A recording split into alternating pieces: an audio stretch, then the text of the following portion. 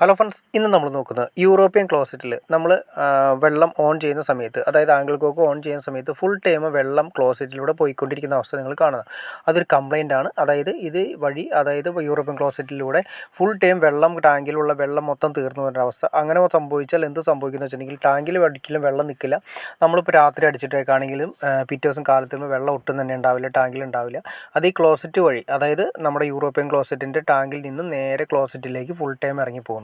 അതിൻ്റെ മെയിൻ കാരണം നമ്മളന്ന് ചെക്ക് ചെയ്യുന്നത്, അതിൻ്റെ വാൽവ് കാര്യങ്ങളൊക്കെ ജസ്റ്റ് ചെക്ക് ചെയ്ത് എന്താണ് കംപ്ലൈൻറ്റ് കാര്യങ്ങളൊക്കെയാണെന്നാണ് നമ്മൾ ഇന്നത്തെ വീഡിയോയിൽ നോക്കാൻ പോകുന്നത്.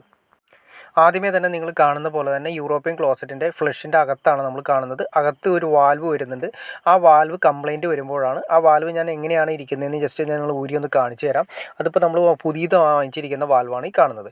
ഈ വാൽവാണ് നമ്മൾ ക്ലോസറ്റിൽ ഫ്ലഷിൻ്റെ അകത്ത് വെള്ളം ഒരു പരിധി വഴുന്ന സമയത്ത് ഓണും ഓഫ് ആവുന്നത്. നമ്മൾ ഫ്ലഷ് ചെയ്യുന്നത് ഈ വാൽവാണ് പൊക്കുകയും താഴ്ത്തുകയും ചെയ്യുന്നത്. ഈ വാൽവിൽ വരുന്ന ഇതിങ്ങനെ മുകളിലേക്കും താഴേക്കും പൊക്കുന്ന, ഈ മുകളിലേക്കും താഴേക്കും പൊക്കുന്ന സമയത്ത് അതിൻ്റെ അകത്തൊരു വാഷ് കണ്ടാവും.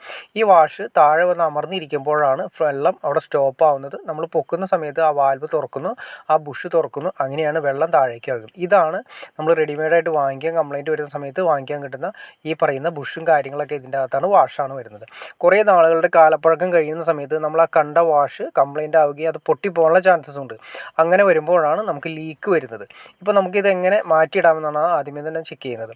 ആദ്യമേ തന്നെ നമ്മൾ ഇപ്പോൾ ഇത് ഓൾറെഡി വേണ്ടത് എവിടെയാണോ, നമ്മൾ ആ ഫ്ലഷ് കാര്യങ്ങളൊക്കെ അഴിക്കുന്നതിന് മുന്നേ നമ്മൾ ആദ്യമേ തന്നെ അതിൻ്റെ പുഷ് ബട്ടൺ ഉണ്ട്.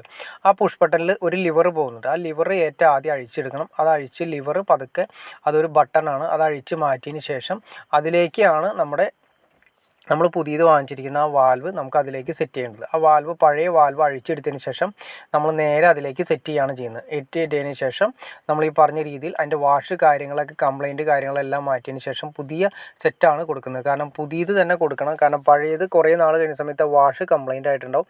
പിന്നെ അതുപോലെ തന്നെ വാഷ് കുറേ നാളുമ്പോൾ ബൾജ് ചെയ്ത് അകത്തേക്ക് പോകും. അങ്ങനെ വരുന്ന സമയത്താണ് അത് കംപ്ലൈൻ്റ് ആയിരിക്കുന്നത്. ഇതിപ്പോൾ നമ്മൾ അതിൻ്റെ ലിവർ ഊരിയെടുത്തതിന് ശേഷം നമ്മുടെ സെറ്റ്, പുതിയ വാങ്ങിച്ച വാൽവിൻ്റെ സെറ്റ് നമ്മൾ അതിലേക്ക് ഇട്ടു.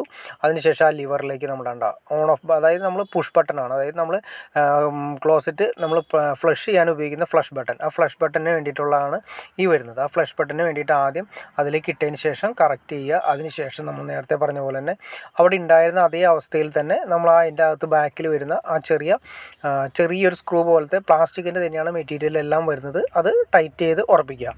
അതിനുശേഷം ഏറ്റവും താഴെ നല്ല രീതിയിൽ ടൈറ്റ് ചെയ്യണം. നല്ല രീതിയിൽ എന്ന് വെച്ചിട്ടുണ്ടെങ്കിൽ ഒരു പൈപ്പ് റേഞ്ച് ഉപയോഗിച്ചിട്ട്, എന്നാൽ പ്ലാസ്റ്റിക് മെറ്റീരിയൽ ആണെങ്കിൽ പൊട്ടിപ്പോകാത്ത രീതിയിൽ നന്നായിട്ട് ടൈറ്റ് ചെയ്യണം. ഇത് നമ്മൾ ടൈറ്റ് ചെയ്തതിന് ശേഷം ഇതിൻ്റെ താഴെ വരുന്ന പോർഷൻ ഉണ്ട്. ആ പോർഷൻ ഞാൻ ജസ്റ്റ് നിങ്ങളെ കാണിച്ചു തരാം. നമ്മളിപ്പോൾ ഓൾറെഡി പുതിയ വാൽവ് നമ്മൾ അതിൻ്റെ അകത്തേക്ക് ഇട്ടു. അതിന് ശേഷം അതിലേക്ക് നമ്മൾ ഈ ലിവർ കണക്ട് ചെയ്തിട്ട് താഴെ കണ്ടു. ഇപ്പോൾ ഓക്കെ ആയി കഴിഞ്ഞുകൊണ്ട് ഇങ്ങനെ നമ്മൾ പൊക്കുകയും താത്തുകയും ചെയ്യുമ്പോഴാണ് വെള്ളം വരുന്നത്. അപ്പോൾ നമ്മൾ നേരത്തെ പറഞ്ഞ പോലെ പൊക്കുന്ന സമയത്ത് അതിൻ്റെ അകത്തിരിക്കുന്ന വാൽവ്, ആ ബുഷ് ഓപ്പൺ ആവും. ഇനി നമ്മൾ ഈ ബുഷ് നമ്മളെല്ലാം കറക്റ്റ് ചെയ്ത്, ഒരു വാൽവ് ഉണ്ട്, ഒരു വാഷ് വരുന്നുണ്ട്. ഈ വാഷും കറക്റ്റായിട്ട് ഇട്ടിരിക്കണം. കാരണം ഈ വാഷും കംപ്ലൈൻറ്റ് വന്നാൽ അകത്തുനിന്ന് ലീക്ക് വരാനും പുറത്തേക്കുള്ള ലീക്ക് കാണാനും സാധ്യതയുണ്ട്. അപ്പോൾ അതുകൊണ്ട് കറക്റ്റായിട്ട്, പിന്നെ മുറുക്കുന്ന സമയത്ത് ശ്രദ്ധിക്കണം, ഒരിക്കലും ത്രെഡ് പൊട്ടി പോകരുത്. കാരണം വെച്ചിട്ടുണ്ടെങ്കിൽ പ്ലാസ്റ്റിക് ആയതുകൊണ്ട് ത്രെഡ് പൊട്ടാനുള്ള ചാൻസസ് കൂടുതലാണ്. അപ്പോൾ അതുകൊണ്ട് നല്ല രീതിയിൽ ഫുൾ ടൈറ്റ് ചെയ്ത്, പറ്റുമെങ്കിൽ നമ്മുടെ പൈപ്പ് റേഞ്ച് ഉപയോഗിച്ചിട്ട് ചെറുതായിട്ടൊന്ന് പിടിച്ച് ക്ലിയർ ചെയ്യുക. കാരണം വെച്ചിട്ടുണ്ടെങ്കിൽ ഒരുപാട് നമ്മൾ ടൈറ്റ് ചെയ്തിട്ടുണ്ടെങ്കിൽ പൈപ്പ് റേഞ്ച് ഇട്ട് പിടിച്ച് കഴിഞ്ഞാൽ ത്രെഡ് പൊട്ടിപ്പോകാനുള്ള ചാൻസസ് ഉണ്ട്. ഇനി അതിനുശേഷം നമ്മുടെ ക്ലോസറ്റിൻ്റെ അകത്തേക്ക് വരുന്ന 1.25 ഇഞ്ച് പൈപ്പ് നമ്മൾ അതിൻ്റെ അകത്തേക്ക് കയറ്റി വെച്ച് ടൈറ്റ് ചെയ്യുക. നേരെ അതിൻ്റെ അകത്തേക്ക് കയറ്റി വെച്ചു. അതിൻ്റെ ഉള്ളിലും വാഷും കാര്യങ്ങളൊക്കെ ഉണ്ട്. ഇനി ഒരു ആവറേജ് ടൈറ്റ്, എല്ലാം പ്ലാസ്റ്റിക് മെറ്റീരിയൽ ആയതുകൊണ്ട് നമുക്ക് ഒരു ആവറേജ് ടൈറ്റാണ് ചെയ്യേണ്ടത്. ആവറേജ് ടൈറ്റ് ചെയ്തതിന് ശേഷം നേരെ നമുക്ക് നമ്മുടെ വെള്ളം കാര്യങ്ങളൊക്കെ ഫ്ലഷിലേക്ക് നിറയ്ക്കാം. ഫ്ലഷിലേക്ക് നിറച്ചതിന് ശേഷം നമ്മൾ ആദ്യമേ തന്നെ ലീക്ക് ഉണ്ടോ കാര്യങ്ങളുണ്ടോ എന്ന് നമ്മൾ അറിയണം. ഏറ്റവും ആദ്യം ഉണ്ടോ എന്ന് കറക്റ്റായിട്ട് അറിഞ്ഞിരിക്കണം. നേരെ അതിന് ശേഷം നമ്മൾ കണക്ട് ചെയ്തതിന് ശേഷം ഫ്ലഷിലേക്ക് വെള്ളം കയറ്റിയതിന് ശേഷം നമുക്ക് നോക്കിക്കഴിഞ്ഞാൽ പൂർണ്ണമായിട്ടും അതിൻ്റെ ലീക്ക് ഫുൾ മാറിയിട്ടുണ്ടാവും. ഏറ്റവും കൂടുതൽ കാണിക്കുന്ന കംപ്ലൈൻറ്റ് നമ്മൾ ഫ്ലഷ് ഓൺ ചെയ്യുന്ന സമയത്ത്, അതായത് വെള്ളം കണക്ട് ചെയ്യുന്ന സമയത്ത് ഫുൾ ടൈം വെള്ളം താഴേക്ക് ഇറങ്ങിപ്പോയിരുന്നു. ഇനി നമുക്ക് വെള്ളം ഒന്ന് ഓൺ ചെയ്ത് നോക്കാം. വെള്ളം നമ്മളതിലേക്ക് കണക്ട് ചെയ്തു.